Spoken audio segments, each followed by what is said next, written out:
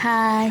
അപ്പോൾ നമുക്ക് വളരെ പെട്ടെന്ന് തന്നെ തയ്യാറാക്കിയെടുക്കാൻ പറ്റുന്ന ഒരു ഇൻസ്റ്റൻറ്റ് സ്നാക്ക് റെസിപ്പി ആയിട്ടാണ് ഞാൻ വന്നിരിക്കുന്നത്. അപ്പോൾ നമുക്ക് വീഡിയോയിലേക്ക് കിടക്കാം. ഇതിൻ്റെ മെയിൻ ഇൻഗ്രീഡിയൻ്റ് എന്ന് വെച്ചാൽ നമ്മൾ രാവിലെ അരച്ച് ചുടുന്ന ദോശമാവില്ലേ, അതായത് കുറച്ച് അരിയും ചോറും തേങ്ങയും ജീരകവും കൂട്ടി അരച്ച ആ ദോശമാവില്ലേ, നീർദോശയുടെ മാവ്, ആ കൂട്ടാണ് വേണ്ടത്. ഇപ്പോൾ എനിക്ക് 1 കപ്പ് ബാലൻസ് വന്നിട്ടുണ്ട്. അപ്പോൾ ആ 1 കപ്പിലേക്ക് ഞാനിപ്പോൾ ഒരു ചെറിയ മീഡിയം സൈസിലുള്ള ഉള്ളി ചെറുതായിട്ടരിഞ്ഞത്, അതുപോലെ തന്നെ ഒരു 2 പച്ചമുളകും കൂടെ ചെറുതായിട്ടരിഞ്ഞത്, അതും കൂടി ഇതിലേക്ക് ആഡ് ചെയ്ത് കൊടുക്കണം. പിന്നെ വേണ്ടതെന്ന് വെച്ചാൽ ചെറിയ ഉരുളക്കിഴങ്ങ് ഇതുപോലെ തന്നെ പൊടിയായിട്ടരിഞ്ഞത്.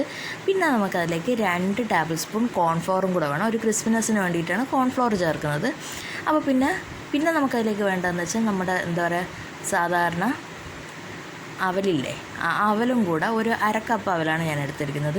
ഇനി ഈ ഇൻഗ്രീഡിയൻസൊക്കെ കൂടിപ്പോയാലും കുഴപ്പമൊന്നുമില്ല. പക്ഷേ ഓവറായാൽ ക്രിസ്പിനെസ് കൂടിയിട്ട് നമുക്ക് കടിച്ച് പൊട്ടിക്കാൻ പറ്റാത്തൊരു രീതിയിലാവും. പിന്നെ നമുക്കതിലേക്ക് വേണ്ടതെന്ന് വെച്ചാൽ ഒരു 1/4 ടീസ്പൂൺ മഞ്ഞൾപ്പൊടി, പിന്നെ ഒരു 3/4 ടീസ്പൂണോളം നമ്മുടെ മുളക് പൊടി. 3/4 ടീസ്പൂണല്ല, 3/4 ടേബിൾ സ്പൂണാണേ.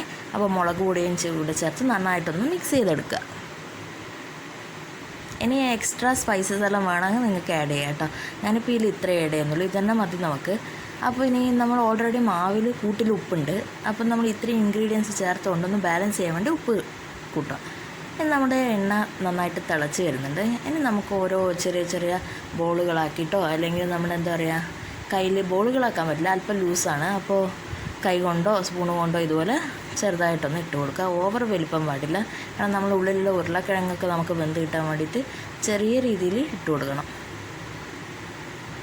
പിന്നെ ഫ്ലെയിമിൻ്റെ കാര്യം പറയണ്ടല്ലോ, എപ്പോഴും മീഡിയം ടു ഹൈ ആ ഒരു റേഞ്ചിലാണ്. ലോ ഫ്ലെയിമിലിട്ടാൽ നമ്മുടെ പലഹാരങ്ങൾ പെട്ടെന്ന് എണ്ണ കുടിക്കും.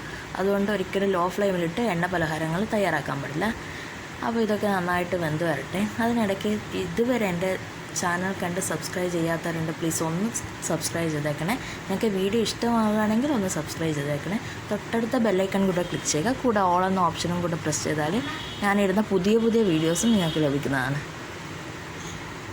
പുറത്ത് നല്ല മഴയായതുകൊണ്ട് അതിൻ്റെ ശബ്ദം ഇതിലേക്ക് വരുന്നുണ്ട് കേട്ടോ.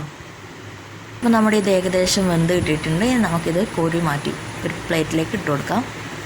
അപ്പോൾ തീർച്ചയായിട്ടും എല്ലാവരും ഈ റെസിപ്പി ട്രൈ ചെയ്യണേ. അപ്പോൾ കൂടുതൽ കമൻറ്റ്സ് എന്തെങ്കിലും ഉണ്ടെങ്കിൽ കമൻറ്റ് ബോക്സിൽ ഇടുക. ഇതിന് ഉണ്ടാക്കി നോക്കിയിട്ട് എൻ്റെ അഭിപ്രായങ്ങളൊക്കെ ഫീഡ്ബാക്കും ഒക്കെ കമൻറ്റ്സിൽ അറിയിക്കുക.